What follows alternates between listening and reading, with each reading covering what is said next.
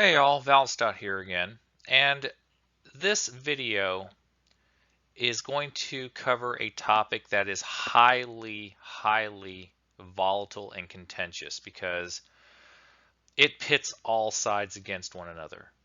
I mean, it literally has become a flashpoint in a conversation between pro drivers, pro gig apps, pro customers, and anyone else in between um, against each other. And this topic is literally the topic about tipping. And to understand why we're at this point in time where it's affecting all of us in terms of pay, in terms of order taking and fulfilling, in terms of customer animosity versus, against the driver, it literally is becoming a mainstream topic at this point in time in the gig app community. So today I'm basically going to illustrate what is going on, how it began, and why it's happening. Okay, so the topic is called tipping. Why Doordash, GrubHub, Ubereats, and other gig apps uses this system. A conversation to why this topic is becoming a necessary discussion in the world of gig apping. So why talk about this topic? Right now, drivers from all over the country are fighting not only with each other, but also taking it out on customers by rejecting orders. And by this country, I mean pretty much the United States, okay? And from what I've read, Canada to a certain extent too, but I believe they're trying to change a lot of their system from the United States system to their own. But we'll discuss that later. Okay, so who is to blame? Okay, so it's easy to point fingers at the companies that use this system, namely DoorDash, GrubHub, Uber Eats, and any gig app in the United States, okay? By not providing a living wage, as their base pay is typically under $3 a delivery for every offer accepted and requires customers to supplement our income. So these companies are literally putting the onus on the customer to provide us with a living wage using tipping as the means, while the customers get charged excessive delivery fees, taxes, and increased food costs due to the app's restaurant fees of between 20 to 40%. So, I was in the process of making this video anyway early on today, but Brat Game, a commenter and a person that I've known for a bit from Brian's UDM stream, literally stated that she lives in the California region, and she said that when she uses the app, the fees in California alone are almost double what the actual food cost from a restaurant literally is, with their service fees, their additional, benefits fees, their taxes, not to mention the tip. And once all that $20 order could literally be $40+. So it's not hard to see why customers don't tip as much as they should, because they are already being gouged substantially. And I know what you're going to say, well, why not just get it themselves? Okay, true. And to be fair, I was one of those people too. And I still am to a certain extent. But if you look at it from the customer's point of view, they're literally being gouged. And not because of us, but I hate to say it, it's because of the gig apps. And they're in it to make a profit. They got expenses of their own, their employees, and they are shareholders and all that they have to appease. But by doing so, they're gouging to the point where it's getting harder and harder to use these gig apps, unless, guess what the number one expense is in their minds that they can reduce costs from. It's us, the drivers. So,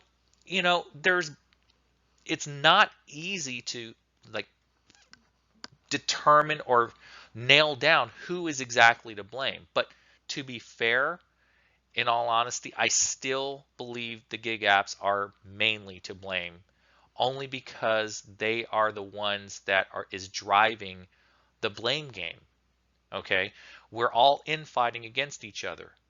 Why? Because drivers don't have a living wage to begin with, and they're putting all of it on the customers to provide it.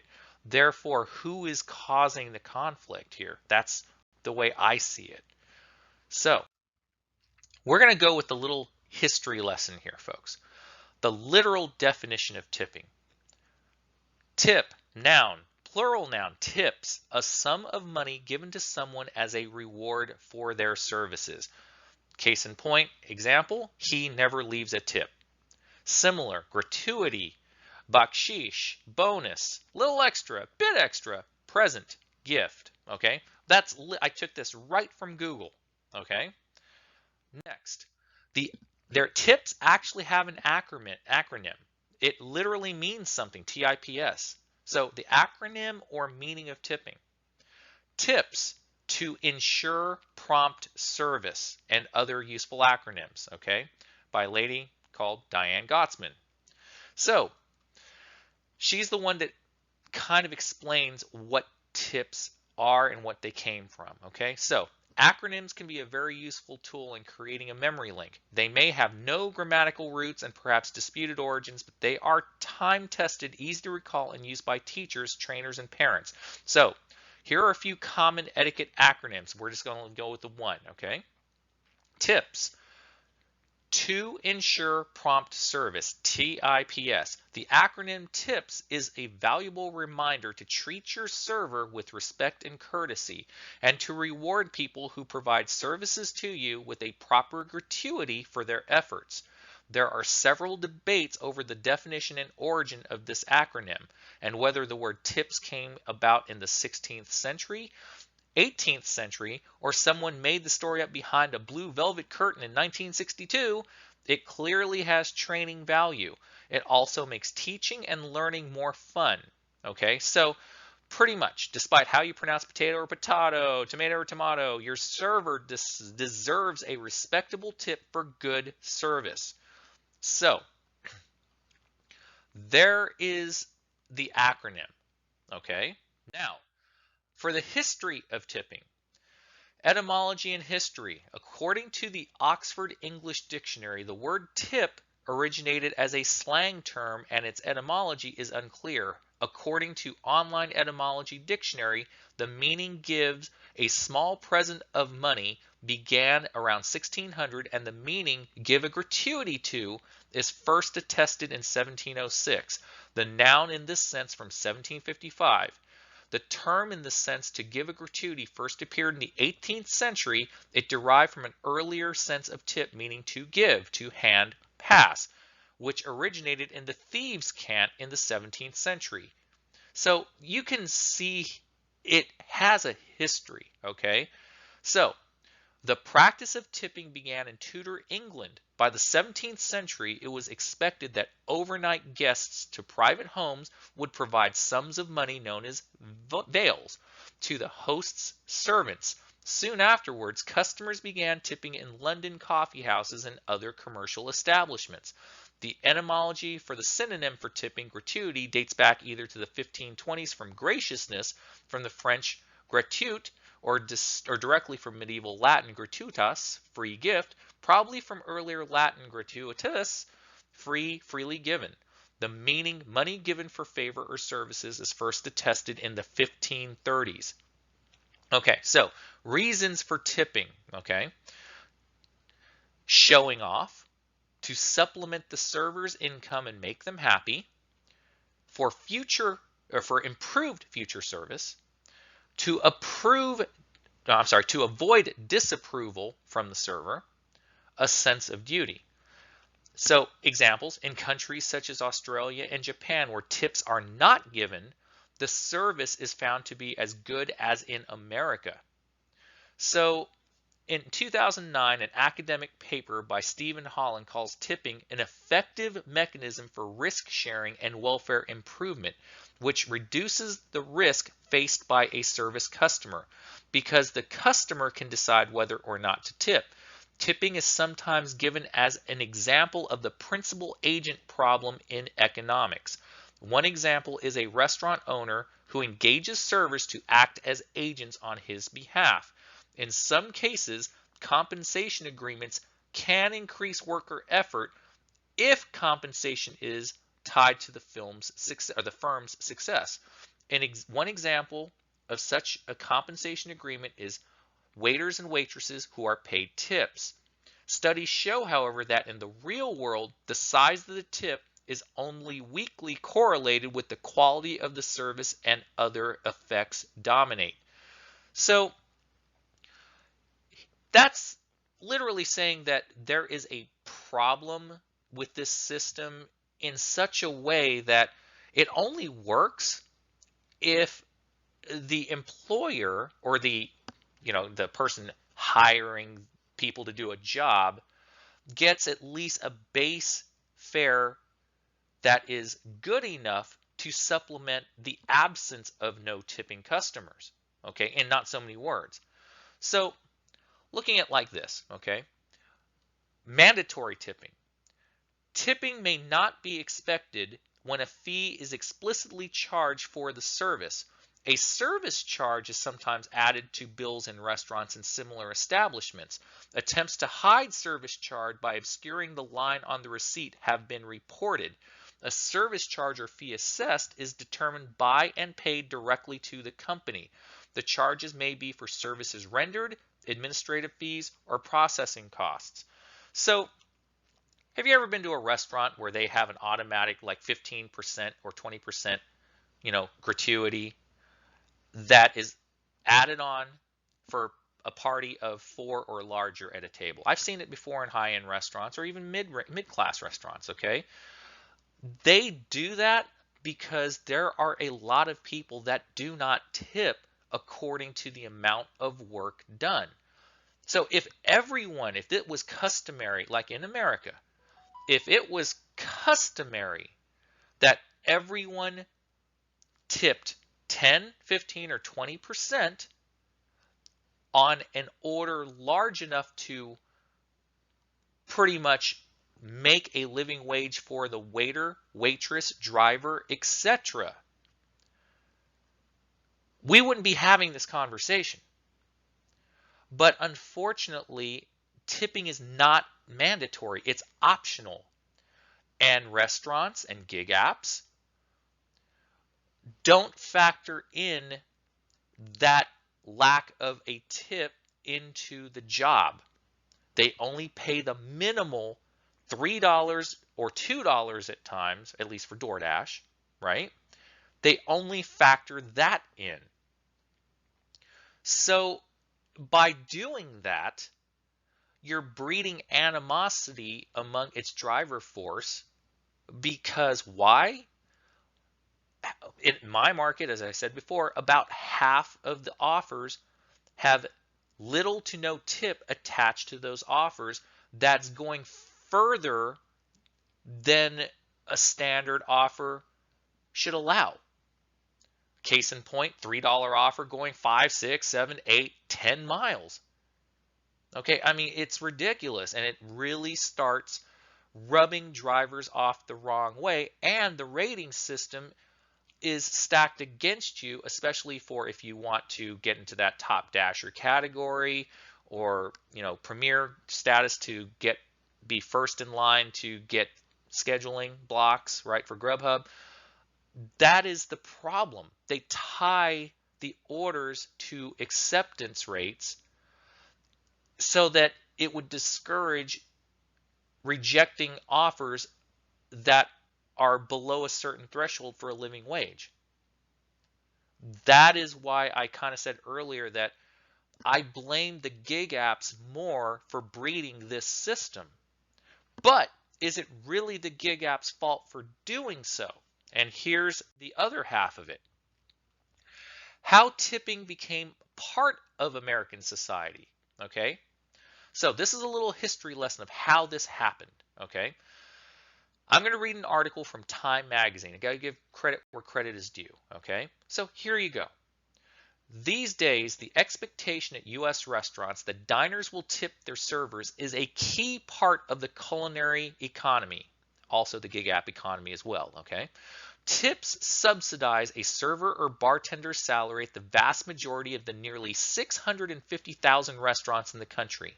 But tipping wasn't always part of the U.S. dining landscape, and scholars who have studied its origins point out that its oft-debated role in the modern economy isn't the only thing potentially troubling about tips. In the earliest days of the practice, its spread was linked to the racial oppression of the post-Civil War Reconstruction period. The idea of giving someone money for their work isn't one that really needs an origin story, but modern American tipping, the practice of the customer giving a gratuity on top of the money that the employee gets from his or her employer, does have a beginning. As for the word itself, many are familiar with the tale that to ensure promptness was a phrase written on dishes for coins at shops, thus creating the acronym of TIP. But that's just a myth. Some accounts credit European travelers with bringing the custom to the US. Others credit American travelers with bringing tipping back from Europe. The truth? Wealthy Americans in the 1850s and 1860s discovered the tradition, which had originated in medieval times as a master-serf custom wherein a servant would receive extra money for having performed superbly well on vacations in Europe. Wanting to seem aristocratic, these individuals began tipping in the United States upon their return. At first, most diners were largely against it, deeming it both inherently condescending and classist. How could poor Americans be expected to pay for their food and add a tip on top? In fact, there was so much anti-tipping traction that in the 1860s, the attitude spread to Europe. That's one reason why there is no tipping expected at European restaurants today. And let's see, but in the States, that movement was squashed, and we went to the exact opposite direction because of slavery. After the Constitution was amended in the wake of the Civil War, slavery was ended as an institution, but those who were freed from bondage were still limited in their choices. Many who did not end up sharecropping worked in menial positions such as servants, waiters, barbers, and railroad porters. These were pretty much the only occupations available to them. For restaurant workers and railroad porters, there was a catch. Many employers would not actually pay these workers, under the condition that guests would offer a small tip instead. These industries demanded the right to basically continue slavery with a $0 wage and tip. Despite tipping's growing prominence, many remained unhappy about the custom in the years following Reconstruction. 6 states temporarily abolished the practice in 1915. In 1918, Georgia's legislature deemed tips as commercial bribes, or tips for the purpose of influencing service, illegal. Iowa's initial 1915 decision said that those who accepted a gratuity of any kind, not those who gave the money themselves, could be fined or imprisoned. But even with all that pushback, the practice grew in popularity in many southern states. By 1926, all these laws had been repealed or deemed unconstitutional by the respective states' Supreme Court, according to Carrie Seagrave's Tipping: An American Social History of Gratitudes. Restaurateurs soon realized that they stood to benefit from the opportunity to subsidize a worker's pay with guests' extra money, says Douglas Miller, a lecturer at the hotel school of the S.C. Johnson College of Business at Cornell University. So even as the racial dynamics of the United States evolved, the practice spread throughout the country, including in the North, and stuck to today's date. And it actually evolved past restaurant work or porter work, but now into any type of job that has customer service, like gig work. So now, folks, you understand how this all began, how it gained traction in the United States. Now, there are some web links that detail other countries' tipping customs and the history of its origin, okay? So I show you the links here. I know you can't click on them, but you can copy paste it maybe. I don't know, type it up. But the Time article is where I got that from. But the wiki is actually pretty cool. It details every country's view on tipping and if it's societally acceptable or not. A lot of European countries, Asian countries, and Middle Eastern countries don't do tipping at all. Everything is integrated into the price of for restaurants, the food costs and whatnot, so that their employees can get a living wage. In fact, there are some countries that just think that tipping is rude. They just don't see it. It's just the way it is over there. But here, because of the history lesson I just told you, it is an accepted part of society, but it's optional, not mandatory. And that is where the problem lies. The gig apps are using tipping to subsidize our pay. Not only are we doing worse than the restaurant staff, waiters and waitresses and all that, right? Because we have to use our own cars. We have to use our own gas. We have to pay for maintenance in addition to getting a low base wage. And we have to assume all the risk and all the expenses and have to rely on tips that can range from no tip to low tip to a standard tip to a generous tip.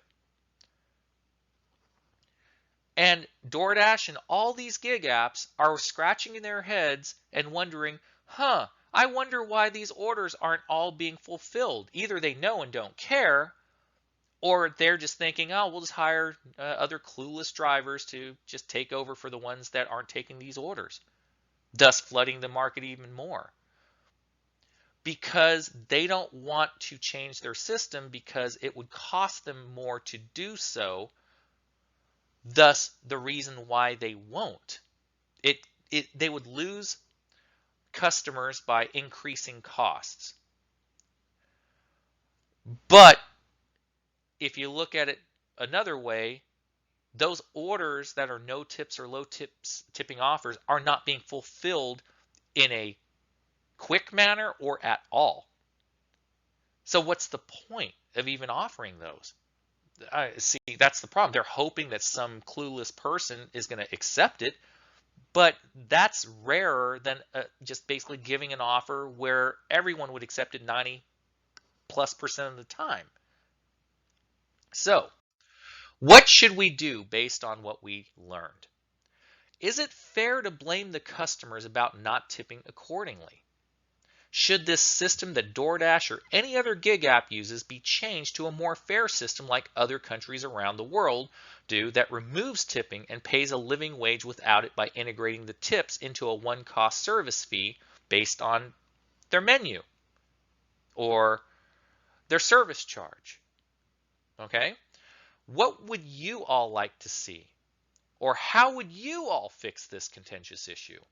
Because I'm not saying I have the answers. I'm just the messenger trying to illustrate what is actually going on behind the scenes that led us to this point in today's world. That drivers going against driver, drivers going against customer, drivers going against the gig apps are going against the customer, customers going against the gig apps, the restaurants all caught in the middle, being charged unfairly from 20 to 40% from these gig apps, and for drivers not picking up their, a lot of their, orders because the tip's too low. It is one big giant death spiral. And I still am holding firm in my belief that more of the blame should be assigned to the gig apps themselves, because they're the ones who started this. Sure, tipping has been a policy that has been, not mandatory, right? So they're just thinking, oh, we can just do it the restaurant way and let the customer subsidize, and that is the problem. Just because it's a system that is currently accepted in the United States doesn't mean that it should have been done in this way. Be better. Try to create a system that everyone can at least gain something from without all the infighting and all the rejecting, without all the blaming. This is the problem. And each of these gig apps, I remember back in the day when the gig apps actually paid a really good wage. And every year since, it has been going further and further down in the negative. And it's because DoorDash wants to be number one. They want to overtake Ubereats and GrubHub. But by their policy of undercutting everyone else, what did you think was going to happen that GrubHub and Ubereats would do? They would also have to undercut and cut costs to compete. So, yeah, that system, unfortunately, is what made it to what it is today. So, in conclusion, we all know there is no easy answer, and at the moment, all sides blame one another for rejection of low offers based on low tips, low base pays, or high cost due to delivery work. So, is there an answer that would fix this problem? Leave a comment below and tell us your answer so we can start a constructive conversation. I mean, literally. This clearly is not working. And for the people that, disagree, fine. Leave a comment and explain why you disagree. Because in my opinion, I just don't see this continuing as a viable solution if they keep competing with each other, cutting costs, because there will be the point of no return where you can't cut costs anymore because you're not going to have any drivers left to deliver it. And for the people that say, well, in the future, they'll use drones and automated vehicles, I've already said this before. Yeah, that is a solution, but can you comprehend the amount of initial, costs that will be involved to pay for all these, vehicles, pay for all these drones, and have it be profitable? It's going to cost billions upon billions of dollars amongst all these gig apps to get to that point. And then there's the maintenance costs. Because, hey, electric cars that are self-driving, yeah, they don't have a human involved potentially one day, but someone still has to repair it. There still needs to be parts. There still needs to be tires. There still needs to be maintenance. So it's not like these costs are going to replace the costs of humans, because they're probably going to be just as high, if not higher. Because right now, the current costs for having human drivers is probably pretty low, since they're only paying us $3 for a base pay or less. So again, there's no easy answer, folks. I'm just one guy. I'm a problem solver by nature. But even there are some problems that not one person can solve. So again, if you have an idea or an answer, feel free to leave a comment below. Now, I will tell you, I did say I answer every comment as of now because I'm a small channel, right? But YouTube does not always notify me, especially on older videos, that I have a comment, a new comment. I literally sometimes a day or two later find out from a video a couple days or a week ago that someone left a comment, but I never got the notification. So if it's a day or a few hours or a day or a couple days, I apologize, but that's on YouTube, because unless I go to every video that I've ever made and look for new comments, which is kind of hard to do because if I keep pumping out videos, right, it's going to be hard to do that just due to sheer time constraints. But at least on new videos or more recent videos within at least a week, I normally get the notifications, but sometimes I still don't. It's just the way YouTube works, folks. So anyway, that's what this presentation was about. It's more of a conversation starter and a history lesson. so that we can all understand where everyone is coming from. Customer, driver, gig app alike. Because everyone needs to know where everyone is coming from. Take care, folks, and you have a nice day, and be safe out there.